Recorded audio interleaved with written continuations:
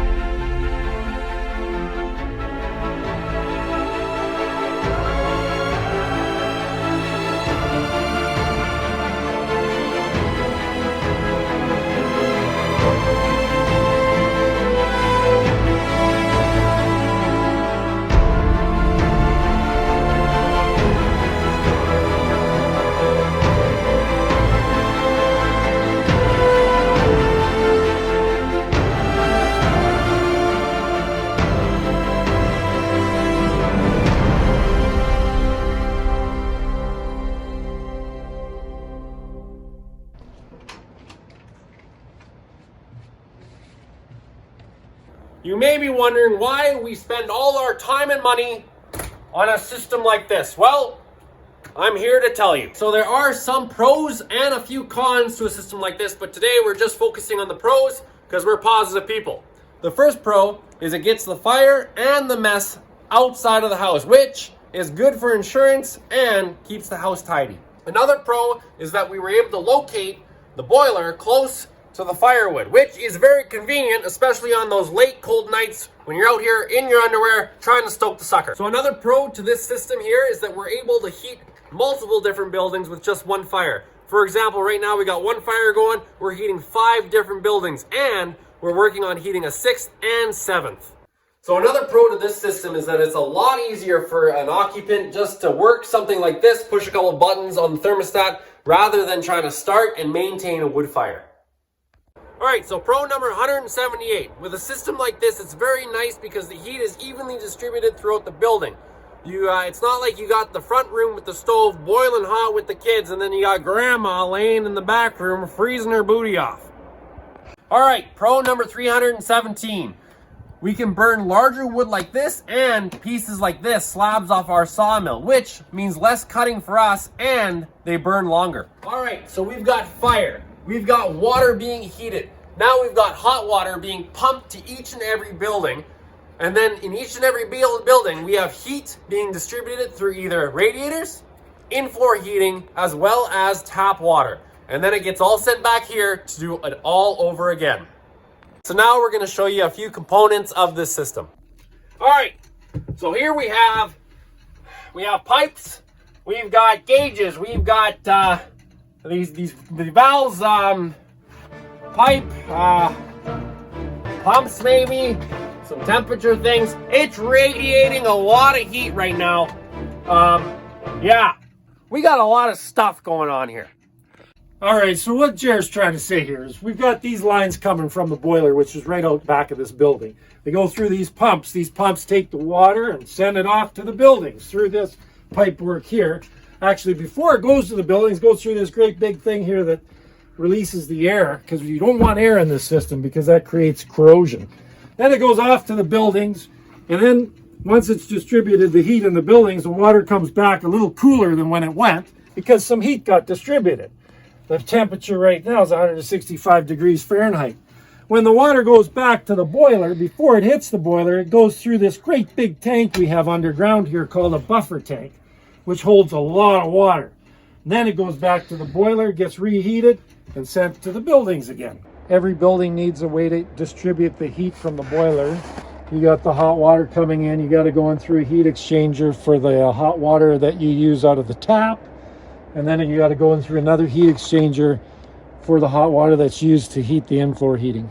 So on average, each building that we're heating is about 150 feet away from the boiler. The boiler's kind of in the center of several buildings here. The furthest buildings are our houses, which are about 400, 500 feet away from the boiler, so we need a little booster pump to get the heat to them. So in this building, we have in-floor heating. We've got pipe running through the concrete slab, and we've got pipe running under the second floor. So in order to circulate hot water through those pipes, we have this distribution center right here. That's pretty self-explanatory.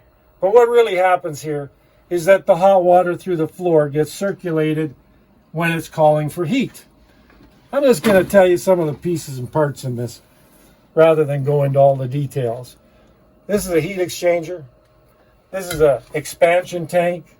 This is a thermostatic valve. This is a pump. That's the main heart of the unit. This is an air separator. This is zone valves for each zone that calls for heat. And then you have a zone valve control right here. The boiler also heats the domestic hot water tank for the showers and taps through this fancy-dancy heat exchanger. This building's got a lot of windows in it, so in the wintertime, the heat escapes here fairly quickly. But as you can see, right now we've got the thing set just to 16 degrees here Celsius.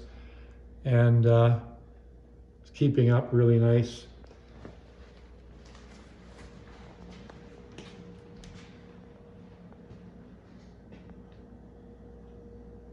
All right, so we're in the process of installing this heat distribution center in the main house on the property. This house is 25 years old, and for 25 years we've been heating with the double door Fisher. Well, not anymore. Just because we're putting this in, though, doesn't mean we're getting rid of that legend. Just means that it's going to be backup. So here we have the double door Fisher that we've heated with for the entire time we've had this house. It's pretty old, but it's still running. Runs real hot. We've actually used it for cooking as well. The interesting thing about the way we designed the chimney is it has a flue system that comes down here, over, and then up. So all this rock work and masonry surrounding it gets really hot, holds the heat all night. There's a little damper at the back of this that you can divert the smoke so that it can either go straight up the chimney or it can go around and down and up. So there's a lot of wood boilers out there. We went with the Portage in Maine. It's made in Manitoba, Canada. It's a coal place, made by some really good people. Quality made, we found. Just to mention a few things that we like about this is the ashtray at the bottom. The ashes actually fall through a grate and collect in this tray here. So you can take this tray out, and you can see actually there's even some nice material in there to make some biochar if you add that to your garden. What happens is there's a thermostat at the back of this unit. When it hits the low set point, which is 180 degrees Fahrenheit for us, when the water temperature hits that, it starts a fan, opens up a damper, blows air in from the bottom of the fire so that it gets hot and heats the water up. When the water temperature reaches the high set point, which we have set at 186 degrees Fahrenheit, the fan shuts off and the damper closes and it dampens down the fire until it needs more heat. So right now the fan's going, there's a lot of flame.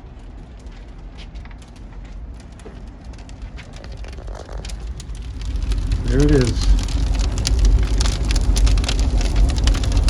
Don't get too close or you burn your eyebrows.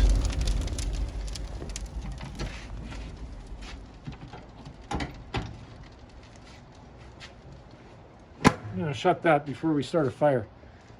All right, so we're in our house now. This is a totally different setup for heating. We do have in-floor heating, but it's not set or hooked up to the boiler yet. It's just running off propane. But this is a masonry heater. Now it's traditional fire, and it circulates the heat through this stonework and everything. Holds the heat for so long. We had a fire last night, and if you hold your hand on the rocks, it's still hot. I'm just kidding. It is, but it is warm. It holds the heat for a long time, and it keeps its heat. How many fires do you run a day in cold weather? In cold weather, we were down to about negative, I think, 18, maybe negative 20 at some points, and we only ran 2 fires, one in the morning and then one at night, and it kept the house, it kept the chill off. So a lot of you are probably wondering, how much wood do we go through with this boiler? Well, the answer is a lot. So much we're actually starting to fall the trees for next winter. But seriously, we started the boiler the beginning of October, and now it's the middle of January, and we've gone through about 5 cords of wood. We run it all the time. We're heating all of our buildings. How dare you!